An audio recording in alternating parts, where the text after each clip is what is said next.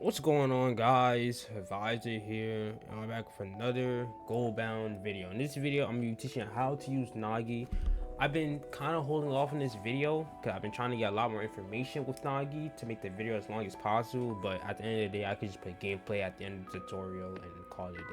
So that's what we're gonna do. Yeah, there's not that much to really learn about Nagi. There's like 2 texts that I know. There's like 3 that I know, but the third one isn't really like that useful. I haven't found a good use for it besides gaining distance or gaining height. So yeah, no, that's pretty much it for the intro. Also, yo devs, if you guys are watching this video, there's 2 things I want to mention real quick.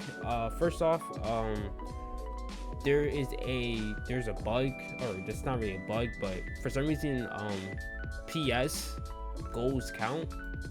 Goals in a private server, they count to your actual goals. I don't feel like that should be the case. I don't know if they meant to do this. I don't know if it's on purpose. If it was, it's whatever. But if it isn't, yeah, I should probably work on that. Another thing with the PS, if you got to please add a like no cooldown command, a no timer command, something of the sort, or like no like point command, something like what Azure Latch or Block Rivals did. That would be super helpful for these videos. It's not really frustrating, it's just slightly annoying to have to wait for cooldowns when I'm trying to show off certain things, and especially if I mess up a little bit or I'm not consistent with it kind of gets frustrating. Hopefully they add this by the Ren update. If they see this, I really doubt they would see this by the Ren update, but hopefully if they do end up seeing this, it's by the Say update, which should be in the next following week after the Ren update. And yeah, that's all I wanted to say, and let's get into the video. Sorry, quick announcement, guys, please be sure to subscribe and like the video if you find it helpful and enjoyable. It helps me reach my goal to hitting 5K and brings me closer to getting CC roles in the GoalBound server. That's pretty much it, and yeah, back to the video. So Nagi is probably the best all-around style in the game. 100%, no doubt about it. This like is just super good for like controlling the ball, winning 1v1s, and keeping or having a super strong like finish. Like overall, like he's good for defense, good for the midfield, good for striking. Overall, like probably like the best style in the game.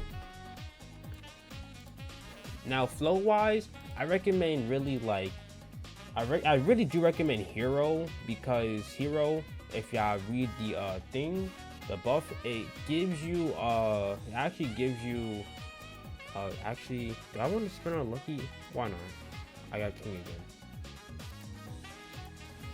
Okay, this is fine.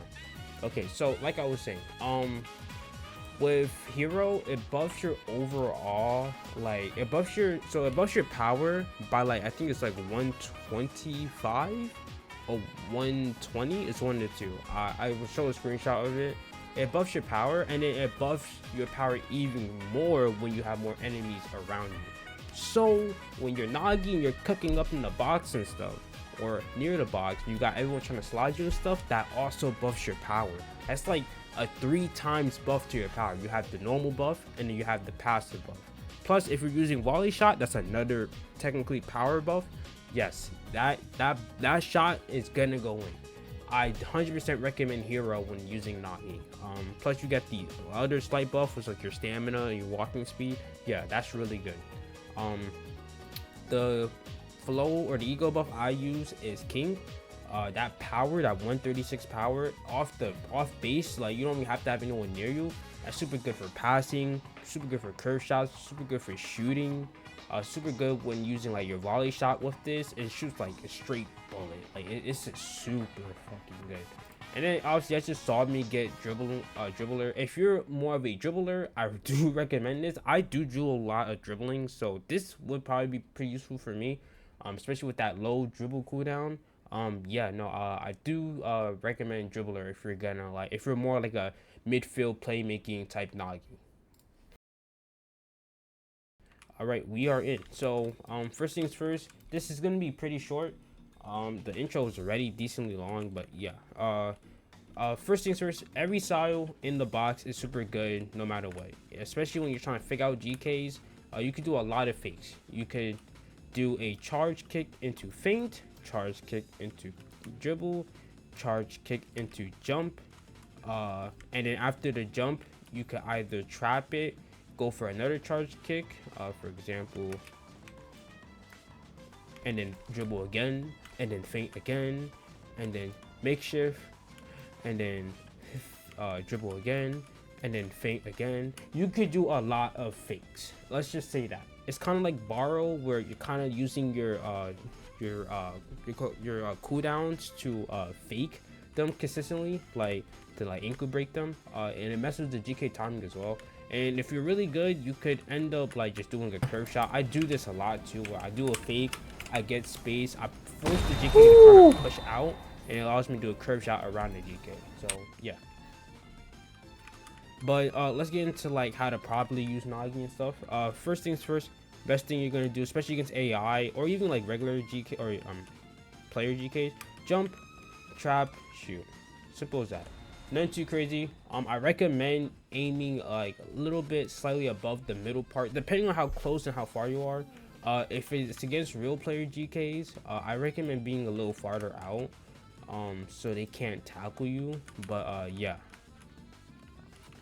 Then we have makeshift. This is something I made a short of already, but you're just gonna jump, makeshift, and volley. How to do that, I have a short. I'm gonna just play the short here so I don't have to re-explain it.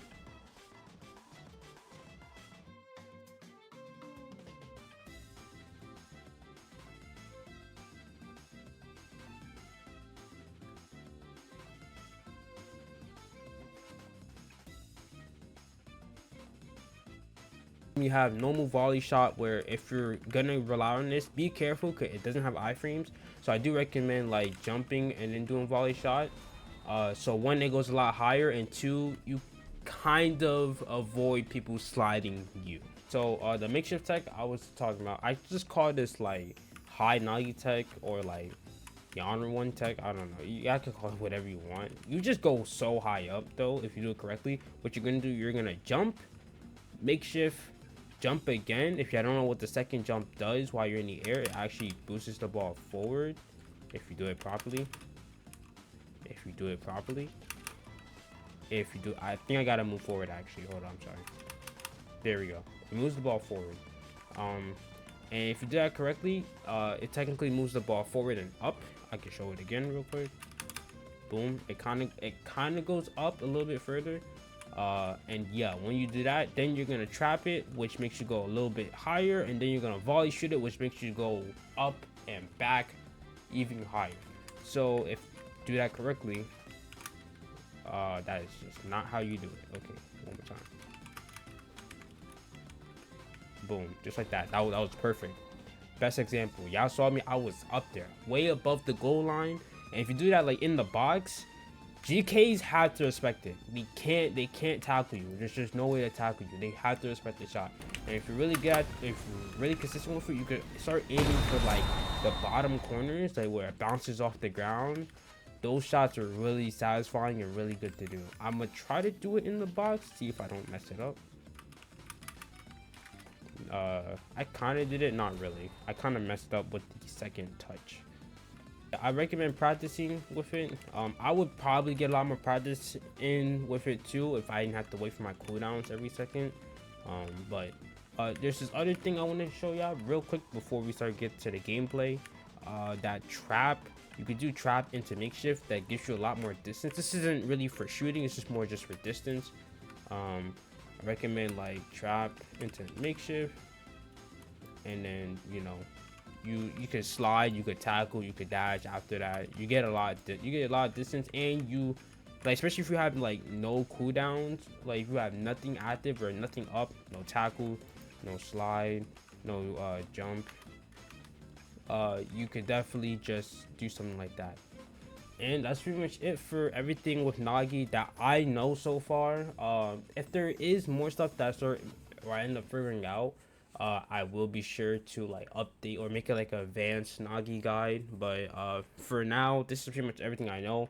If there's any comments, I know anything else that I don't know, I will be sure to pin it. So stay tuned for that if you're seeing this. And yeah, that's pretty much it. Hope you guys enjoyed the rest of the video. And yeah, I'll see you guys next time. Peace.